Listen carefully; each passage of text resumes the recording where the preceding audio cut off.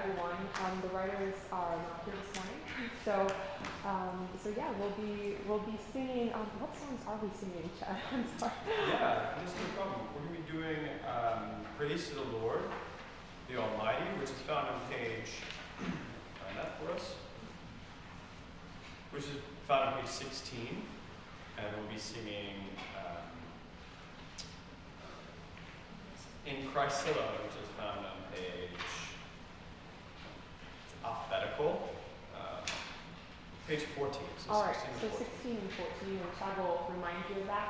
And we have people doing all the different readings. Do you know when it will be time for you to stand up? Yeah? All right, sounds great. Let's worship the Lord together.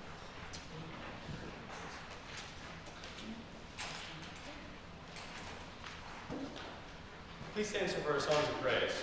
First is on page 16.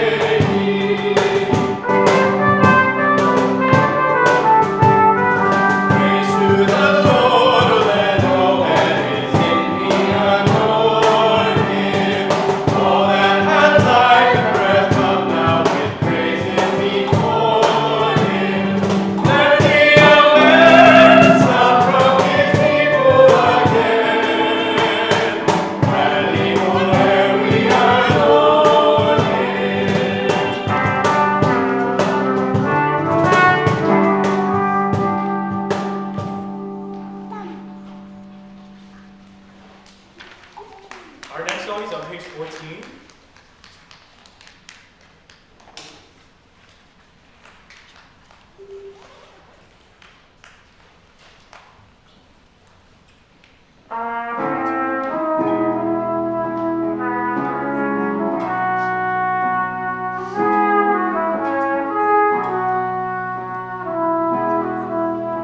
In Christ alone, my hope is found. He is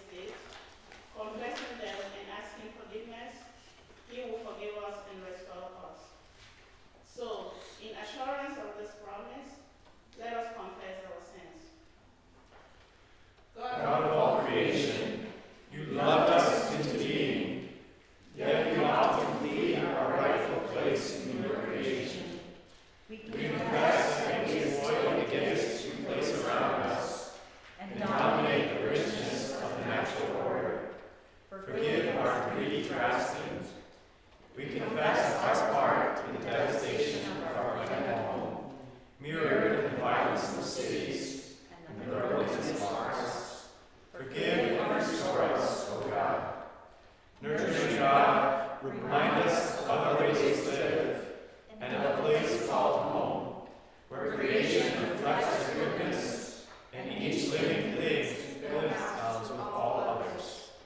Come and find us, set us right again, and take us home. Amen. Please take a few moments and make the words of that prayer your own.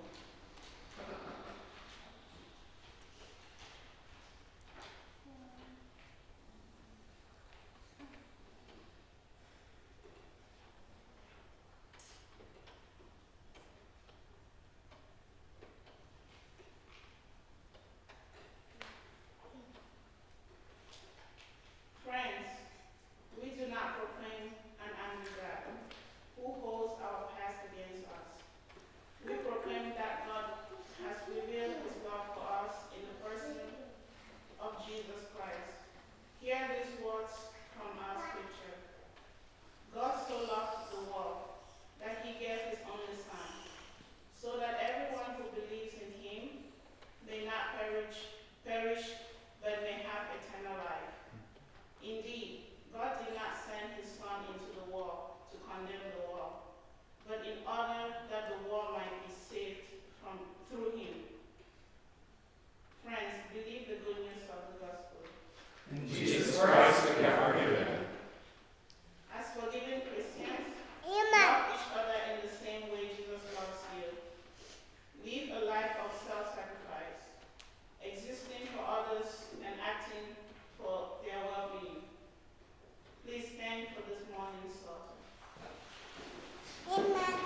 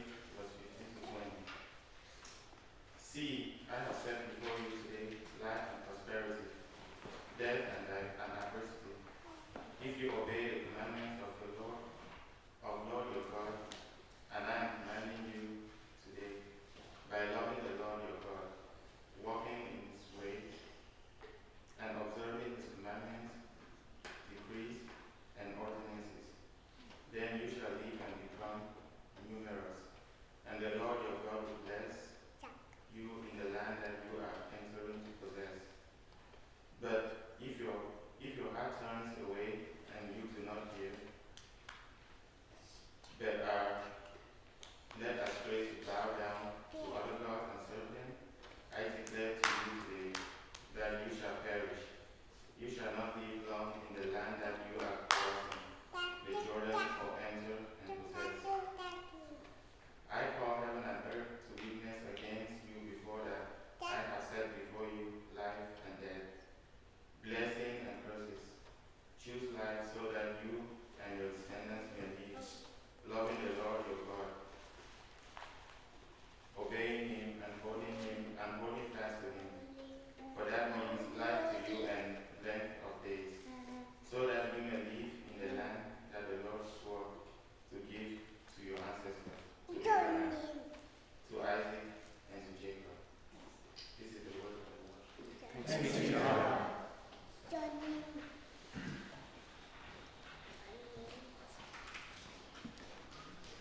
Our second reading this morning comes from 1 Corinthians chapter 3, verses 1 through 9.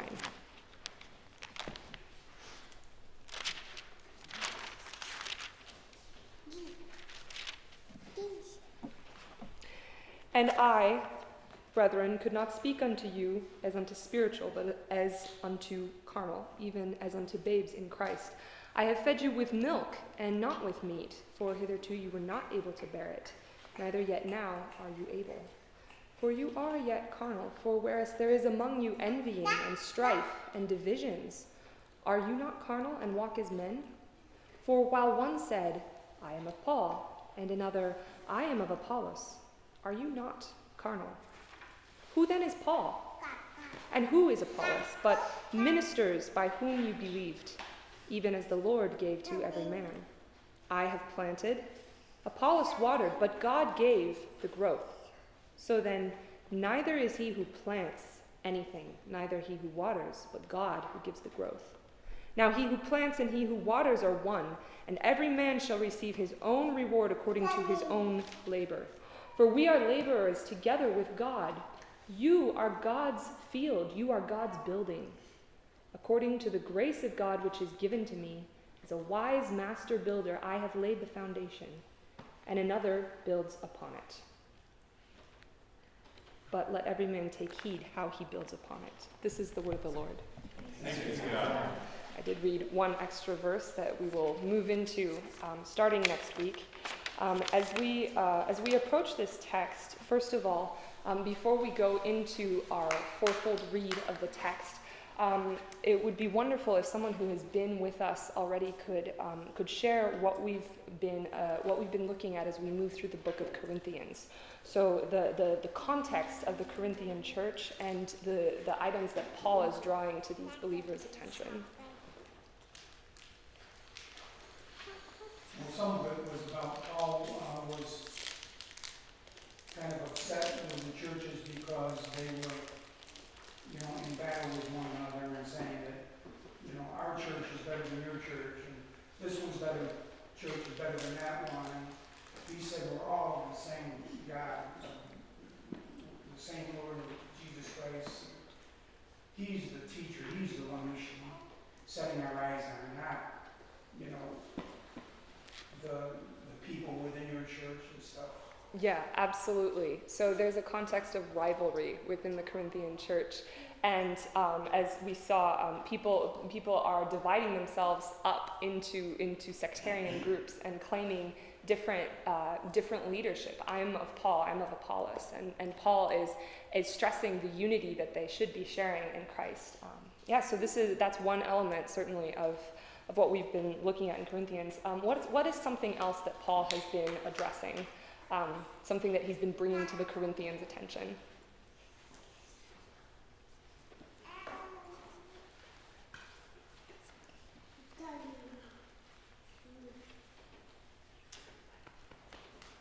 like unity in Christ. So Mhm. regardless of who baptized us or who we are or who our pastor is or whatever ridiculous thing we might find identity in, he's saying that all Christians find their identity in Christ. Absolutely, yeah. So questions of identity. If I say the word wisdom, does that bring up any recollections of things we've talked about? So, sorry, yeah. And I wish I just had my Bible to look real quick. But I think last week we talked about like the wisdom of God is foolishness to the world. Yeah, absolutely, absolutely. So in Corinth, this is a Greek church, and the Greeks were known for their love of philosophy, of wisdom. And Paul is stressing how the wisdom of God differs from the wisdom of the world. So this is the context of this passage. And we've already started to enter into the first reading of the text, the first reading being the literal or the historic read, so what exactly is happening. So we've recapped that what is happening in the Corinthian church are rivalry, divisions, and an emphasis on the wisdom of the world. So people in the Corinthian church, again, are saying, I'm of Paul, I'm of Apollos. Let's remind ourselves who Apollos is, and how he and Paul might be alike or how they differ. Does anyone remember what we said about Apollos before? Just that he was a really good orator, that he was very convincing. Yeah, absolutely. And he, does anyone, I don't remember if we actually mentioned this or not, but where he shows up first in the book of Acts, in what context? Was he still the persecutor of the Christians at that time? That was Paul. Apollos, Apollos. Sorry. Apollos, yeah, no, that's fine. Apollos actually started preaching even before he'd had formal training. He just went out and started preaching the word very eloquently and so on. But he had to be taken aside by more mature believers and discipled and brought up a little bit more into the faith. So Apollos is an excellent speaker, but Paul said that he came to the Corinthians in fear and trembling. So this is our historical context. So let's move on to the second read, which is the symbolic or the metaphorical read. And in this reading, we ask the question, what does this passage mean? So within this text, we have several metaphors that are used to describe the church. So Paul actually uses many metaphors throughout the book of Corinthians to describe the church. One of the most famous is the body in chapter 12. But what metaphors do we encounter in this text today? And I read it in a slightly different version, which I think sometimes gives interesting perspective on the text itself. But yeah, what are the metaphors that we encounter in this passage regarding the church specifically? Needing milk and not solid food. Yeah, needing milk and not solid food, right. Speaking of people in the church as infants. We'll come back to that in a minute. What are a couple of other metaphors that we have?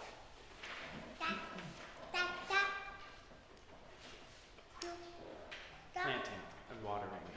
Planting and watering. So the church as what? The church. It's a garden. Yeah, as a garden, or the word I believe God's in the field. pastor. Right, God's field. There we go. God's field. And then there's a second one, which spilled into the text that I accidentally read an extra verse of. God's building. Right. So God's field and God's building. These are two really powerful metaphors that we'd like to unpack a little bit. So, as well as the one about the infants. So we have three metaphors here. Let's talk about the infants first. So what do we make of this talk of believers in Corinth being infants who aren't ready for solid food? Is it meant to be something insulting?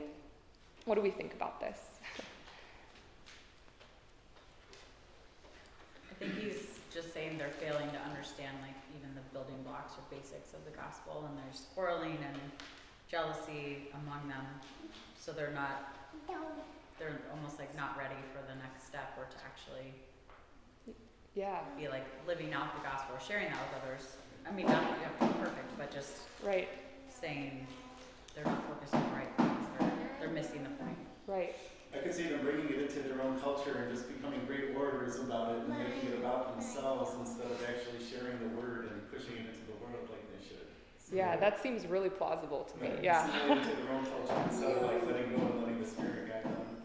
Yeah, and I think that's a really important point, is being open to the guidance of the Spirit and not always imposing ourselves on our faith. Yeah.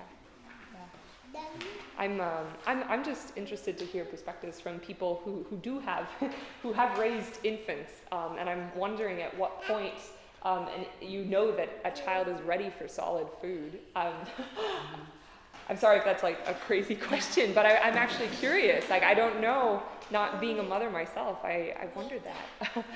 For me, I went by lots of books I read. Lots of books, yeah. Or what the Yeah. pediatrician said. The APA, Yeah.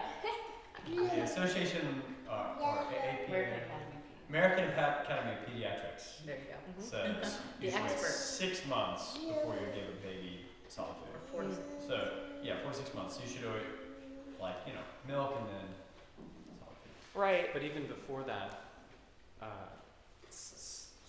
I've seen one child do it. He will be having a bottle or something in the chair next to you while you're eating your food and just be watching your spoon on the plate Mhm. Yeah. to your mouth and just Yeah. feed it to you.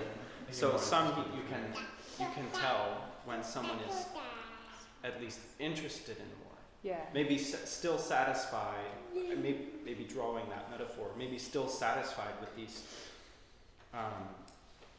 some fundamentals, but also thinking for something a little more, with something a little more complicated that you chew on and you savor. But definitely sometimes you can see them interested in. Yeah, so I think that's a really interesting insight, that sometimes you can tell that a child is ready for more. And in this case with the Corinthians, it seems that Paul was recognizing that they weren't ready for more and they should have been ready for more. So what... Renee, one more thing. oh about yeah, that is absolutely. Just that I think what's also interesting is, like, for infants, still milk is their primary source and, like, Yeah. the most important thing for their nutrition, so they get a little bit more by exploring food, calories, vitamins, whatever. But like, if they didn't have that foundation, they actually wouldn't survive. You can't just like switch Yeah. and say like, now you're ready for this. But That's it's like important. that foundation is still Yeah. Yeah. the gospel. So. That's a really good point. Yeah, that we need that basic foundation. We need to start with the milk, and it's an important stage in our physical growth, and in the metaphor in our spiritual growth as well. You can't move on immediately to solid food, but the problem in Corinth seems to be that the stage is going on too long. Yeah. If you had a 7-year-old who was not eating solid food yet, that would be a problem. And so the question here is, what is the root problem that is keeping the Corinthian church from growing spiritually? What is keeping them from being ready for this solid food? And the answer is in the text itself.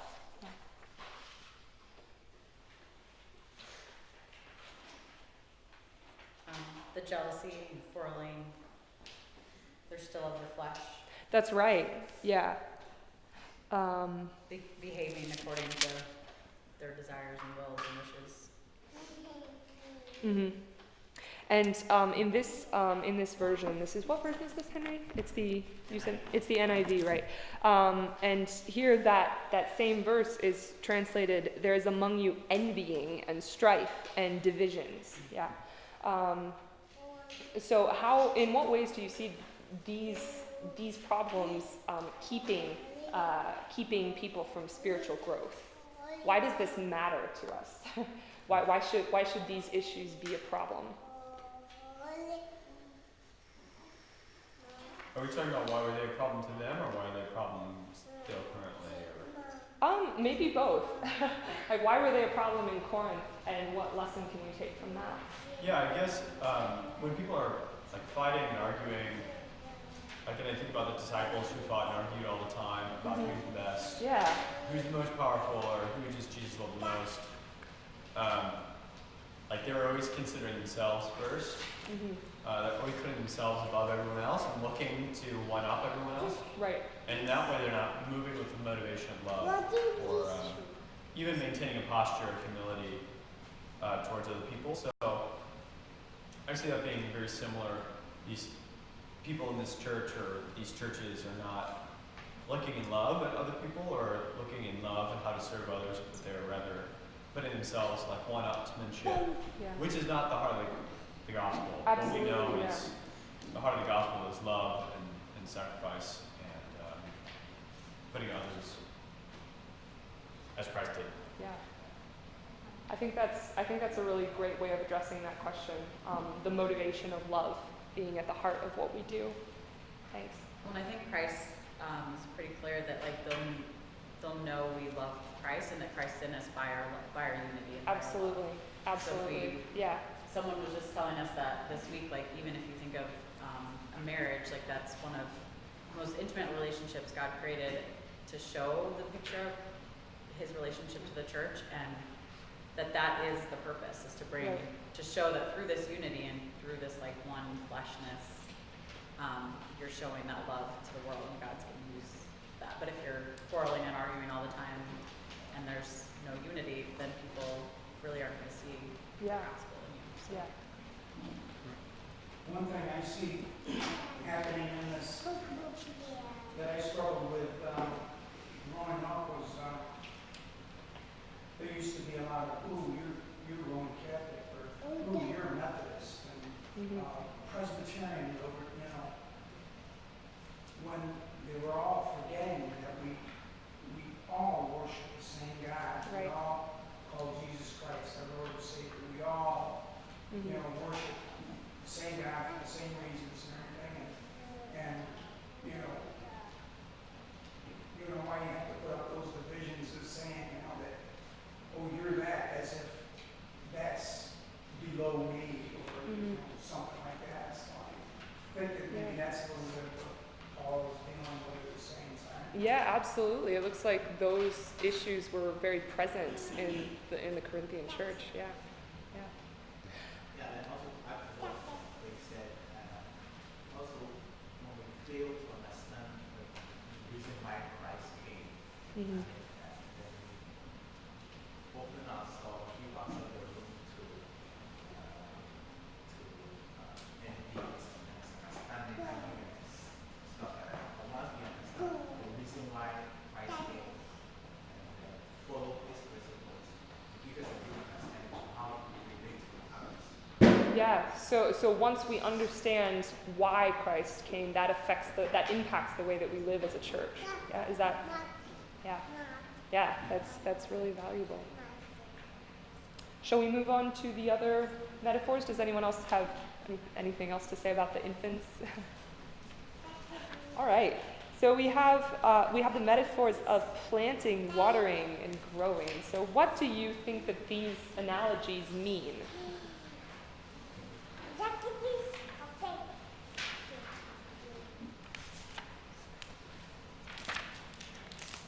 In the text we have, I planted, Apollos watered, but God gave the growth. So neither the one who plants nor the one who waters is anything, but only God who gives the growth. So what do these metaphors mean?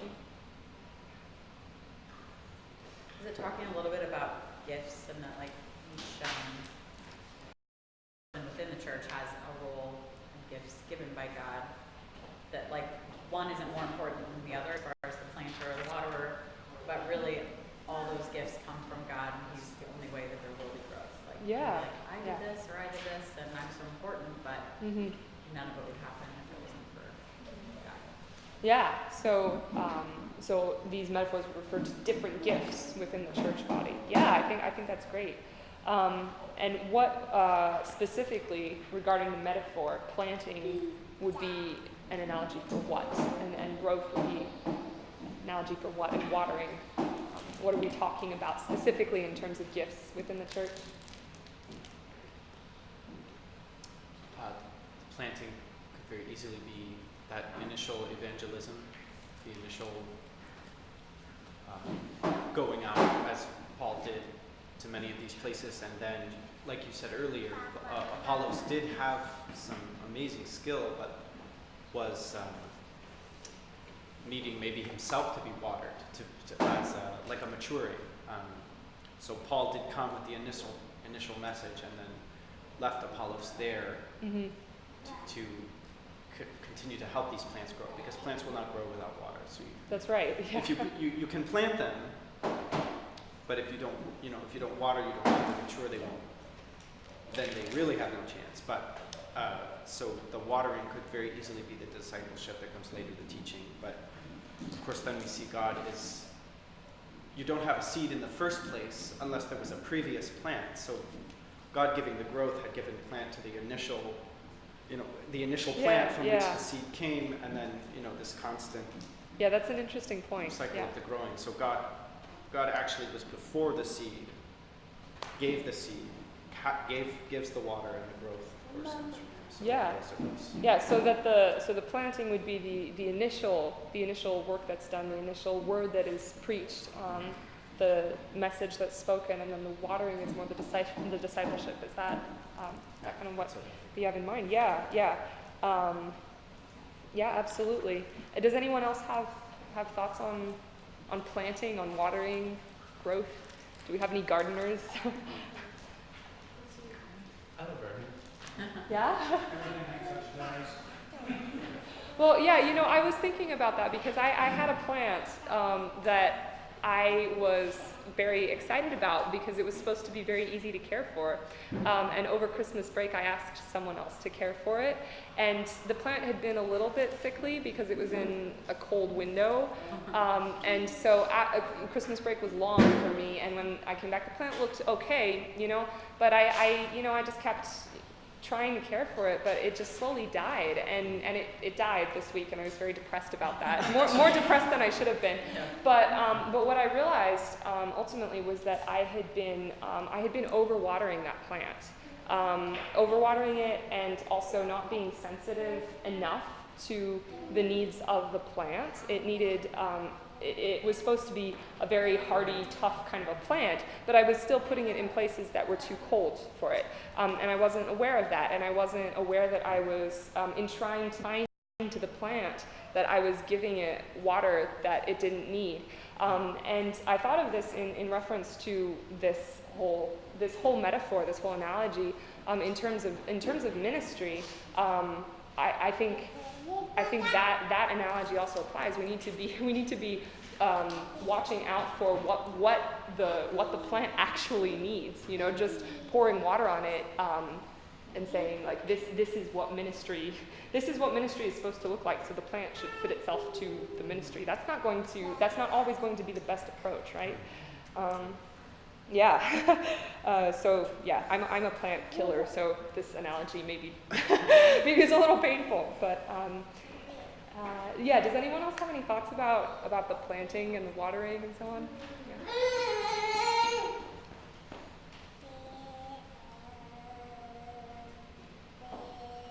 I guess also the idea that the planter and the waterer need to work together.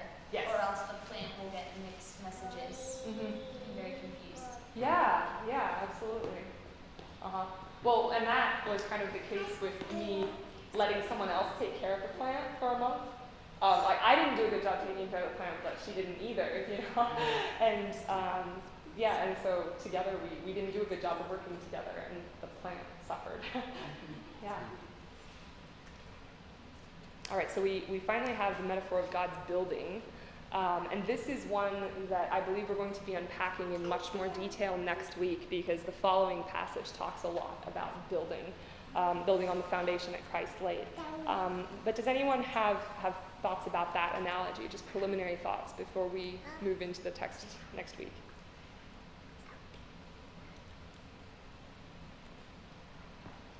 Yeah, I think there's a lot of scriptures, but like you said, we'll get into more. We're talking about like our bodies as temples. Mm-hmm. Yeah. And, being vessels that God uses, so like we are physical spaces that He uses. Yeah, being physical spaces that He uses. That's really important. Yeah. Does anyone have preferences for one analogy or another? Does one resonate more with you or not? Well,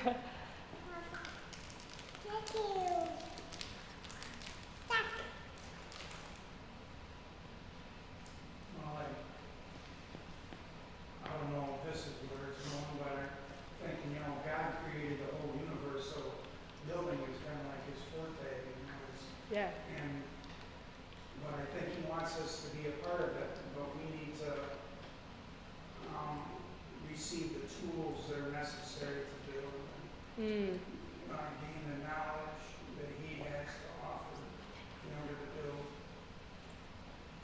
Yeah. Yeah.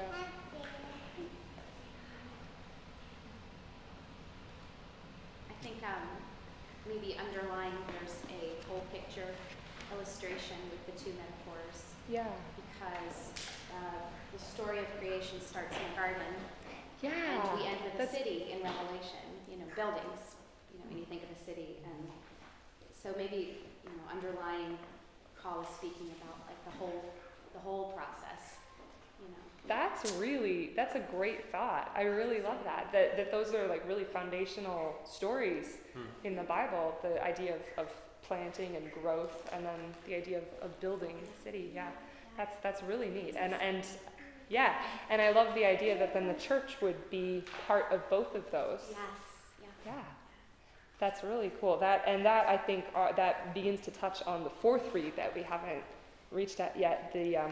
The heavenly or mystical read, which reminds us of how we fit into God's story. So yeah. Let's move on to the third read, the moral read, where we ask, how do we live into this teaching? So the question that I have for you now is, what does Paul want the Corinthians to do based on this text?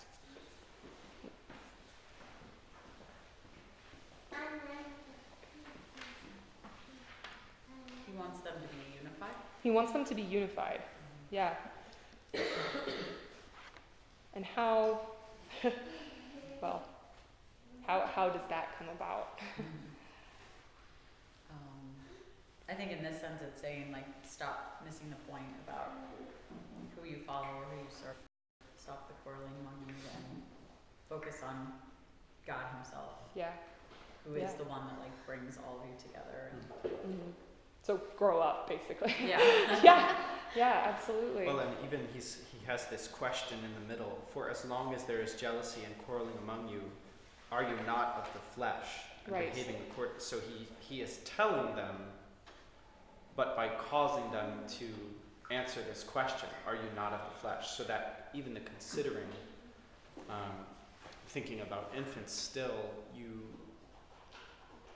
I can't necessarily ask Caedmon this question yet, and Right. really, but you can start to develop, we're trying to begin to develop, and I know it was good in my life, the idea of